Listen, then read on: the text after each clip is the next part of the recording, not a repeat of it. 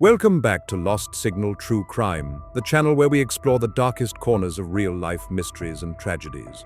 Today we're covering a shocking and highly controversial case that's still unfolding right now in early 2026. The fatal shooting of Renee Nicole Good by an ICE agent during a heated immigration enforcement operation in Minneapolis, Minnesota. This incident has sparked nationwide protests, political firestorms, and questions about accountability in federal law enforcement. It's raw, it's recent, and it's dividing opinions across the country. Viewer discretion is advised.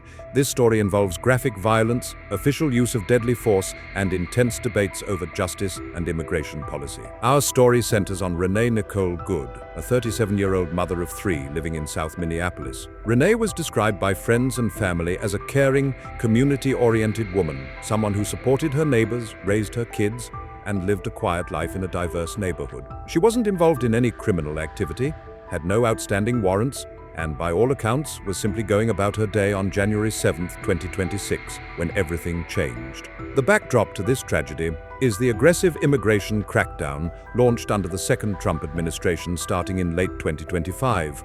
With Secretary Kristi Noem at the Department of Homeland Security, ICE and other federal agencies ramped up operations across the country, including massive surges in cities like Minneapolis. These operations targeted undocumented immigrants, but critics argued they often swept up innocent people, created fear in communities, and led to chaotic encounters. Minneapolis, with its history of sanctuary policies and tensions from past policing controversies, became a flashpoint. Protests erupted almost daily as federal agents conducted raids, traffic stops, and door-to-door checks. On that fateful Wednesday, January 7th, federal agents, many masked and heavily armed, were active in a South Minneapolis neighborhood as part of what DHS called a targeted enforcement action. Reports indicate they were looking for individuals with prior immigration violations or criminal records, but the operation spilled into residential streets, alarming locals. Renee Good was driving her Honda Pilot SUV with her partner Becca in the passenger seat when they spotted the commotion. According to Becca's account and video footage that later surfaced, they pulled over to check on neighbors who seemed distressed by the federal presence. As Renee maneuvered her vehicle, first reversing, then driving forward to turn around or leave the area, an ICE agent opened fire. 3 shots struck Renee through the vehicle. She was pronounced dead at the scene from her injuries. The Hennepin County medical examiner later ruled the death a homicide. The agent who fired the fatal shots has been identified in court records and media reports as Jonathan E. Ross, a 10-year veteran of ICE's enforcement and removal operations, previously with Border Patrol. Ross is described as a special response team member with experience in high-risk apprehensions. Notably, this wasn't his first high-profile vehicle encounter. In June 2025, during another operation in Bloomington, Minnesota, Ross was involved in a pursuit where a suspect, Roberto Carlos Munoz Guatemala, a man with a prior sexual abuse conviction, allegedly dragged Ross about 100 yards after he reached into the vehicle to stop it. Ross sustained injuries to his arm and hand, required medical treatment, and the suspect was later convicted of assaulting a federal officer. DHS officials, including Secretary Noem, referenced this prior incident to frame Ross as someone who had faced danger before and acted defensively again.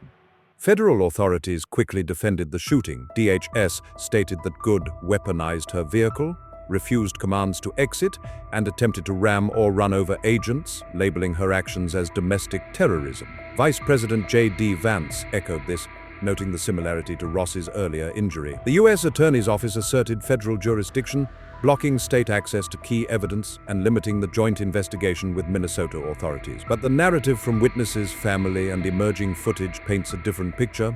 Becca, who recorded parts of the encounter on her phone, said the couple had no intention of harming anyone. They were just trying to support scared neighbors and leave safely. Videos circulating online appear to show Good's SUV moving slowly or turning, not accelerating aggressively toward agents. Protesters and local officials, including Minneapolis Mayor Jacob Frey, condemned the killing as excessive force, with Frey publicly telling ICE to get the fuckers out of Minneapolis. Democratic leaders on Capitol Hill threatened to withhold DHS funding, and Congressman Hank Johnson compared it to past cases of unlawful force, calling for the agent's arrest on murder charges. The backlash grew intense.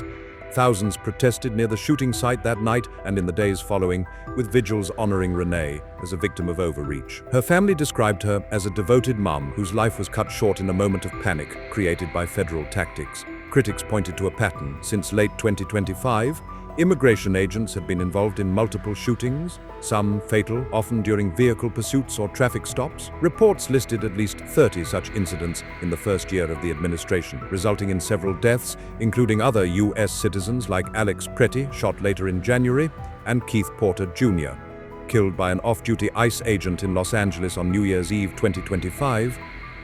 In Porter's case, the agent claimed he responded to an active shooter, but the family insisted Porter was only firing celebratory shots into the air, posing no direct threat. Investigations into Renee's death are ongoing. The FBI is leading the federal probe, while Minnesota officials push for transparency. No criminal charges have been filed against Ross as of now. He was placed on administrative leave, standard protocol for officer-involved shootings. Civil rights groups argue qualified immunity and federal jurisdiction make accountability rare. Meanwhile, lawsuits from states like Minnesota accuse DHS of violating constitutional rights through reckless enforcement, creating fear even among citizens. This case highlights deeper tensions: the balance between immigration enforcement and public safety, the use of deadly force by federal agents, and how quickly narratives form in polarized times. Was this a justified defensive shooting by an agent with a history of being endangered, or an example of militarized tactics gone wrong, claiming an innocent life? The full truth may take years to emerge through investigations, trials, or public records. Renee's story is a tragic reminder that in the pursuit of law and order, real people, families, mothers, everyday citizens can get caught in the crossfire. Her death has fueled calls for reform in how federal agencies operate in communities, especially during mass enforcement surges. That's the story of the Renee Nicole Good shooting, an ongoing true crime tragedy that's shaking the nation in 2026. If this case gripped you and you want more deep dives into real mysteries, unsolved cases, and controversial crimes, smash that like button, subscribe to Lost Signal True Crime, and hit the bell for notifications. We've got more chilling stories coming your way. Thanks for watching. Stay curious, stay safe, and we'll see you in the next one.